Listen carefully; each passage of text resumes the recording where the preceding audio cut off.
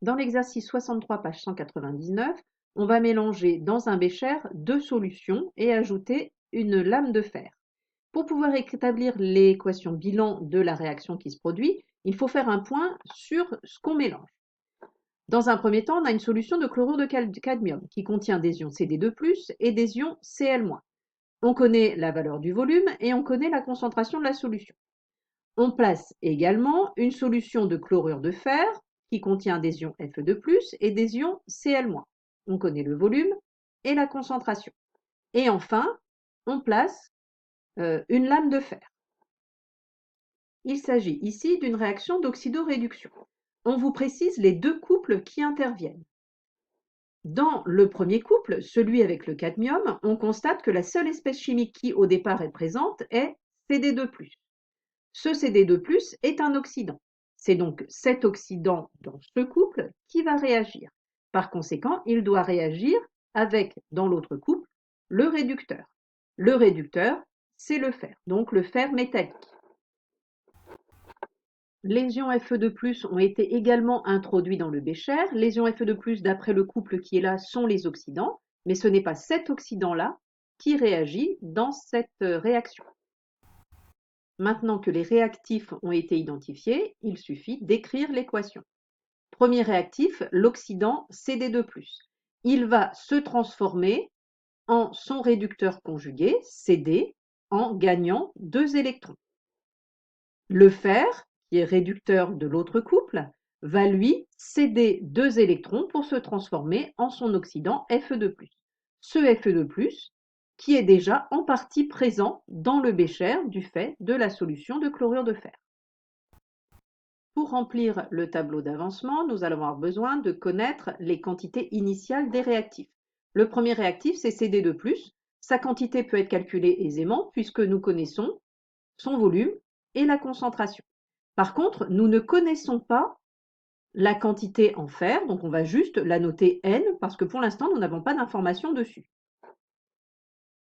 Et dans ce cas, c'est un peu particulier puisque à l'état initial, d'habitude, les produits ne sont pas du tout présents. Donc on a l'habitude de mettre 0. Sauf qu'attention, ici, on a déjà introduit des ions Fe2+. Pour connaître la quantité qui a déjà été introduite, en fait, il suffit de calculer la quantité à partir du volume V2 et la concentration C2. Ainsi, à l'état initial, l'avancement est nul. Nous allons donc avoir C1 fois V1 en ion cadmium. La quantité de fer, on va la noter N. Et ici, on va avoir initialement présent C2 fois V2. Par contre, en cadmium, pour l'instant, il n'y en a pas. À un état intermédiaire, donc à une date quelconque, on aura donc la quantité initiale en Cd2+, moins les x-mol qui vont réagir parce qu'ici le coefficient stoichiométrique est de 1. Ici en fer, on aura donc la quantité initiale moins x-mol puisque le coefficient stoichiométrique est de 1. Par contre, en Fe2+, d'habitude, nous avons 0. Donc on ne le note pas, le 0. Par contre, ici, nous avons 1 fois 10 puissance moins 4 mol présente initialement, plus, parce que les ions Fe2+, vont se former en plus au cours de la réaction, x mol, puisque le coefficient stoichiométrique vaut 1. En cadmium, au départ, on avait 0, donc ça revient à écrire 0 plus les x mol qui vont se former, puisque le coefficient stoichiométrique est de 1. Pour l'état final, c'est un état d'équilibre, donc on réécrit la même chose, mais avec x sec. Dans la question suivante, il s'agit d'exprimer la constante d'équilibre en fonction de l'avancement. Tout d'abord, cette constante d'équilibre, pour l'exprimer, il suffit d'appliquer la formule du QR, donc le quotient de réaction, au moment de l'équilibre, donc à l'état final. Pour exprimer le QR, il faut tenir compte des concentrations des produits au numérateur en faisant attention, puisqu'ici, on va donc avoir effectivement la concentration en Fe2+, puisqu'il est en solution aqueuse. Par contre, le cadmium est solide. Donc, par définition, il n'a pas de concentration et on remplace par 1. Au dénominateur, on doit mettre les concentrations des réactifs, donc concentration en Cd2+, puisqu'il est en solution aqueuse. Et par contre, pour le fer, comme il est solide, on va mettre 1.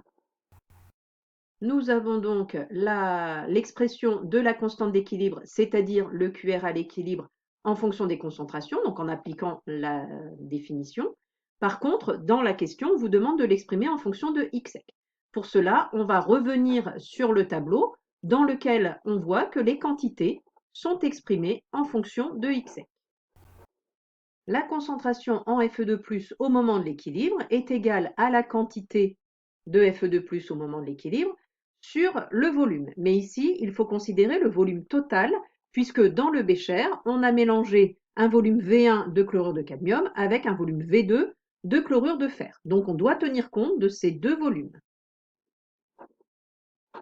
Ensuite, il suffit de remplacer la quantité de Fe2+ à l'équilibre par celle qui est notée dans le tableau.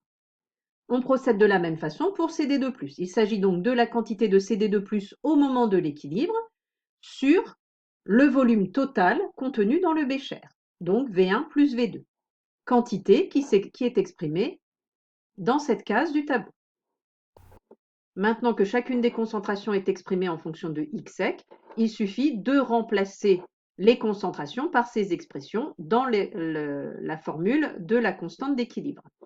Les volumes se simplifient et on arrive à une expression uniquement en fonction de xsec. Dans cet exercice, on ne vous demande pas de déterminer la constante d'équilibre, comme c'est habituellement le cas, mais on vous demande, connaissant la valeur, d'en déduire la valeur de xsec. Donc, l'expression que nous venons d'établir est égale à 23, valeur de la constante d'équilibre. Donc, il faut résoudre cette équation. Dans cette équation, nous allons dans un premier temps basculer le dénominateur de l'autre côté de l'égalité. Donc on va multiplier ce dénominateur par 23, puis on distribue. On regroupe ensuite du même côté de l'égalité les termes qui contiennent x équilibre. Donc on a déjà x équilibre. On va basculer le moins 23 x équilibre, ça devient plus. On a donc un total de 24 fois x équilibre. Et de l'autre côté de l'égalité, on va regrouper les valeurs numériques. Donc le 10 puissance moins 4 bascule de l'autre côté, on obtient un moins. Et quand on effectue le calcul, on arrive à 6,8 fois 10 puissance moins 3. Pour connaître x équilibre, il suffit de diviser par 24 et on a sa valeur directement. Dans la dernière question, il faut déterminer la masse de cadmium qui a été formée. Pour cela, il faut revenir au tableau. On sait que la quantité de cadmium obtenue au moment de l'équilibre est égale à xsec. Cette valeur vient d'être déterminée à la question D. Par conséquent, on connaît la quantité de cadmium qui s'est formée. Pour connaître la masse, il suffit de prendre cette quantité multipliée par la masse molaire. Petite remarque, dans cet exercice, depuis le début, nous n'avons aucune information sur la lame de fer, mais ce n'est absolument pas gênant pour faire l'étude. La lame de fer est en réalité en excès, puisqu'en fait, la lame de fer, elle ne disparaît pas complètement au cours de la réaction. Exercice 41, page 195. On vous donne ici la réaction entre les ions cuivre et l'étain, SN. D'après cette équation, ce qu'on vous demande, c'est de déterminer le sens d'évolution spontanée du système. Pour déterminer le sens d'évolution, il va falloir exprimer le QR. Ensuite, on compare ce QR à la constante d'équilibre. Pour établir l'expression du QR, on a besoin de mettre au numérateur les concentrations des produits. SN2+ est en solution aqueuse, donc on fait intervenir sa concentration. Par contre, le cuivre est à l'état solide, par conséquent, sa concentration n'est pas définie et on met 1 à la place. Au dénominateur, il faut la concentration des réactifs. Cu2+ est en solution aqueuse, donc on a la concentration en Ci2+. Par contre, l'étain SN étant solide, on remplace par 1. Connaissant les concentrations, on peut déterminer le QR du mélange 1. On arrive à 37, ce qui est très en dessous de la constante d'équilibre qui vaut 8 fois 10 puissance 15. Par conséquent, ça signifie que le système va évoluer dans le sens direct, c'est-à-dire dans le sens de formation des produits. Ainsi, la concentration en SN2+ va augmenter puisqu'il va s'en former davantage et le QR va augmenter, son but étant de tendre vers la valeur de K.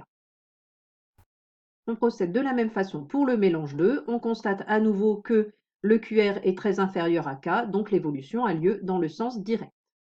Dans le cas du mélange 3, on ne connaît pas la concentration en Cu2+, et on vous demande juste de déterminer cette concentration pour que le système soit à l'équilibre, c'est-à-dire que QR soit égal à K.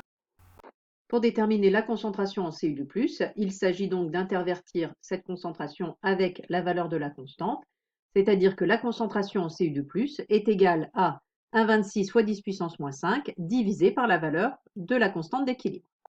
Lorsqu'on effectue l'application numérique, on arrive à environ 10 puissance moins 21 mol par litre. Cette valeur, elle est tellement faible qu'on peut considérer qu'il n'y a plus aucun ion. Je vous rappelle que Cu2+ était le réactif. Ça sous-entend que ce réactif-là a totalement réagi, ce qui nous montre que dans ce cas de figure, la transformation peut être considérée comme totale.